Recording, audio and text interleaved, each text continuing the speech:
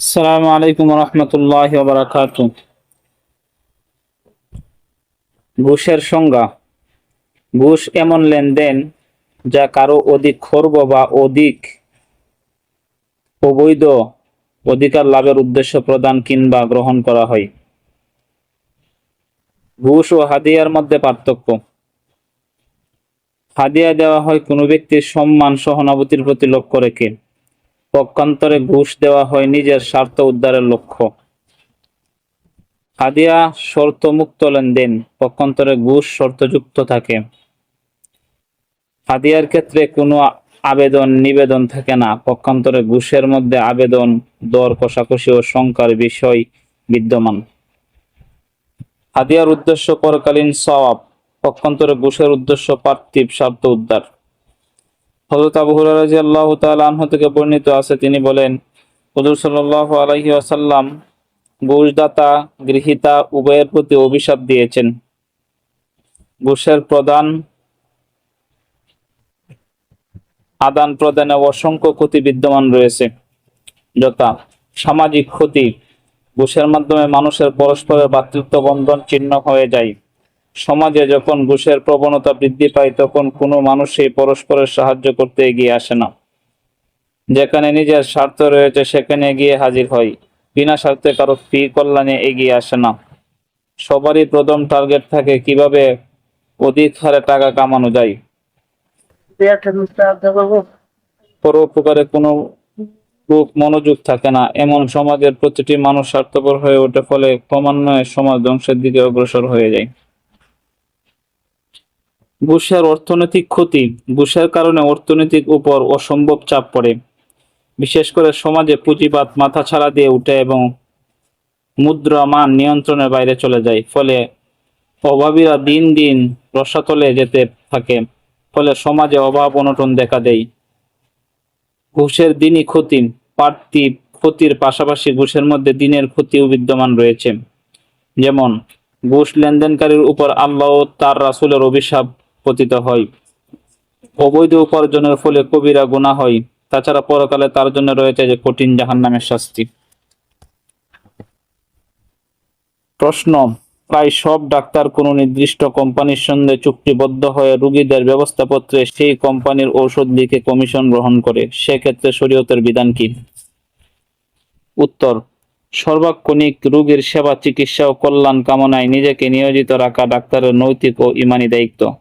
অসুস্থ ব্যক্তির রোগকে উপার্জনের সুবর্ণ সুযোগ মনে করা এবং নিজের হীন স্বার্থকে বড় করে দেখা মারাত্মক গুনাহের কাজ। আর নির্দিষ্ট কোম্পানির ঔষধ ব্যবস্থাপত্রে লেখার ক্ষেত্রে সাধারণ ডাক্তারের দৃষ্টি কমিশনের প্রতি নিবন্ধন থাকে। তাই ব্যাপকভাবে কোনো কোম্পানির কমিশনের ভিত্তিতে সে কোম্পানির ঔষধ ব্যবস্থাপত্রে লিখলে তা ঘুষের অন্তর্ভুক্ত হবে। অতএব ডাক্তারের জন্য তা গ্রহণ করা জায়েজ হবে না।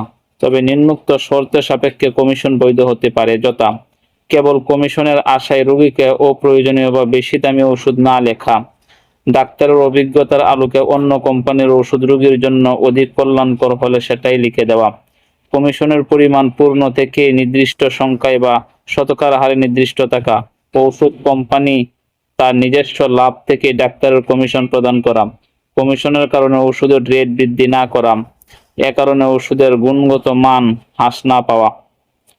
প্রশ্ন: কোন হোটেলের সঙ্গে দূরপাল্লা গাড়ির মালিকদের এ মর্মে চুক্তি থাকে যে হোটেলের সামনে আমাদের গাড়ি স্টপেজ দেবে, যেন যাত্রীরা হোটেল থেকে খাবার খেতে পারে, বিনিময়ে গাড়ির স্টাফ হোটেলে খাবে? প্রশ্ন হলো, গাড়ির স্টাফদের এভাবে চুক্তি করে হোটেল থেকে খাবার খাওয়া কতটুকু শরীয়তসম্মত? উত্তর: প্রশ্ন উল্লেখিত চুক্তি সাপেক্ষে গাড়ির স্টাফদের হোটেলে খাওয়া হালাল হবে না, এটা সম্পূর্ণ ঘুষের অন্তর্ভুক্ত। তাছাড়া হোটেল কর্তৃপক্ষ গাড়ির স্টাফদের খাবার খরচ যাত্রীদের থেকে উসুল করে নেই, খাদ্যর দাম বৃদ্ধি করে, যা জুলুম ও অন্যায়। এতে হোটেলের মালিকও গুনাহগার হবে, তবে যাত্রীদের থেকে উপার্জন অর্থ হালাল হবে। প্রশ্ন: সরকারি অনুদান যা মসজিদে, মাদ্রাসা ও গরিব জনসাধারণের জন্য বরাদ্দ হয়ে থাকে, সেই পণ্য সামগ্রী উঠাতে সংশ্লিষ্ট ব্যক্তিদের ঘুষ দিতে হয়। ঘুষ না দিলে পণ্য সামগ্রী পাওয়া যায় না। সংশ্লিষ্ট ব্যক্তিরা খেয়ে ফেলে। জানার বিষয় হলো, উল্লেখিত পরিস্থিতিতে মসজিদ, মাদ্রাসা, স্বার্থ ও গরিব জনসাধারণ নিজস্ব প্রয়োজনে কিছু ঘুষ দিয়ে পণ্য সামগ্রী জন্য বৈধ হবে কি, এ ব্যাপারে শরীয়তের বিধান কি জানতে চাই। উত্তর: ঘুষ দেওয়া নেওয়া উভয়টাই অবৈধ ও হারাম, তাই এ থেকে বেঁচে থাকা অপরিহার্য। তবে কেউ যদি নিজের বৈধ অধিকার আদায় করতে গিয়ে ঘুষ দিতে বাধ্য হয়, তাহলে এই পরিস্থিতি থেকে উত্তরণের লক্ষ্যে শরীয়তের সাময়িক কিছু ঘুষ দেওয়ার অবকাশ দিয়েছে, কিন্তু ঘুষ গ্রহণকারী সর্ব অবস্থায় গুনাহগার হবে। প্রশ্ন: বর্তমানে অধিকাংশ হোটেলে দেখা যায় খাবার শেষে কাস্টমাররা হোটেল বয়কে কিছু বকশিশ দেয়, এটা কি ঘুষের অন্তর্ভুক্ত হবে? উত্তর: হোটেল বয়কে বকশিশ না দিলে যদি কাস্টমারের সেবা যত্ন ও সার্ভিস কোনো ত্রুটি না করে, তাহলে তার বকশিশ টাকা ঘুষ বিবেচিত হবে না, হাদিয়া হিসেবে সম্পূর্ণ হালাল হবে। পক্ষান্তরে বকশিশ না দিলে যদি নিয়মিত সেবা সার্ভিস ত্রুটি করে, তাহলে বকশিশের টাকা ঘুষ বিবেচিত হবে। এক্ষেত্রে বকশিশ দেওয়া নেওয়া উভয়টা হারাম হবে। প্রশ্ন: বর্তমানে রেলওয়ে স্টেশনে কিছু লোক গোপনে কাউন্টার থেকে টিকিট ক্রয় করে তা জনগণের কাছে অধিক মূল্য বিক্রি করে। টিকিট মাস্টার তাদের থেকে কমিশন নেই, এ ব্যাপারে শরীয়তের বিধান কি? উত্তর: এভাবে কালোবাজির করে টিকিট বিক্রি করে সরকারি অবৈধ দণ্ডনীয় অপরাধ, কারণ এতে মানুষের চরম ভোগান্তি হয়। আর টিকিট ক্রয় করার দ্বারা ক্রয়কারী টিকিটের মালিক হয় না, বরং সে নির্দিষ্ট স্থানে সফরের অধিকার লাভ করে। তাই তার জন্য এভাবে কালো বাজারি করে টিকিট বিক্রি করা নাজায়েজ। প্রশ্ন: সরকারি মাঠ যেটা সব ধরনের সভা সমাবেশের জন্য উন্মুক্ত, এজন্য সরকারের কোনো প্রকার বিনিময় দিতে হয় না। একবার কতিপয় লোক সেখানে ওয়াজ মাহফিল বা ধর্মীয় অনুষ্ঠান করার উদ্যোগ নিলে প্রশাসনের কিছু লোক তাদের কাছে ভাড়া দাবি করে। প্রশ্ন হলো, এ পরিস্থিতিতে ওয়াজ মাহফিল বা ধর্মীয় অনুষ্ঠানের জন্য প্রশাসনের কিছু দেওয়ার বিধান কি? উত্তর: ইসলাম প্রচার প্রসারে বিভিন্ন সময় নানা রকম বাধা বিপত্তি ও জুলুম নির্যাতিত সইতেই হয়। এইরূপ সমস্যার সম্মুখীন হলে ফিতনা থেকে বাঁচার জন্য সাময়িক কিছু ঘুষ দেওয়ার অবকাশ আছে। সুতরাং প্রশ্নোত্তরের ক্ষেত্রে ওয়াজ মাহফিল ও ধর্মীয় অনুষ্ঠানে অনুমতির জন্য প্রয়োজন প্রশাসনকে